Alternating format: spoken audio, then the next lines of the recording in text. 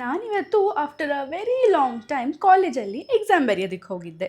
But ನನಗೋಸ್ಕರ ಅಲ್ಲ, visually impaired students ಇರ್ತಾರಲ್ಲ ಅವರಿಗೋಸ್ಕರ ಎಕ್ಸಾಮ್ ಬರ್ಕೊಡಕ್ಕೆ ಹೋಗಿದ್ದೆ.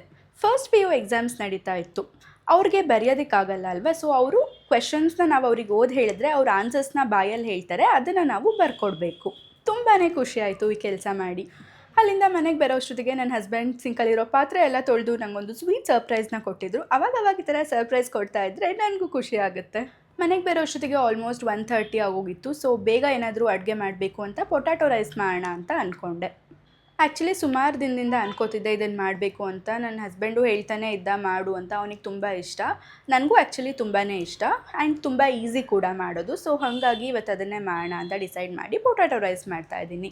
ಮನೆಗೆ ಬಂದಿದ್ದ ತಕ್ಷಣ ಅನ್ನಕ್ಕೆ ಇಟ್ಬಿಟ್ಟಿದ್ದೆ. ಅದು ಕುಕ್ಕರೆಲ್ಲ ಕೂಗಿ ಆರಬೇಕಲ್ಲ ಅನ್ನ. ಸೊ ಹಾಗಾಗಿ ಅಷ್ಟೊತ್ತಿಗೆ ಪಲ್ಯ ಮಾಡ್ಕೋಬೋದು.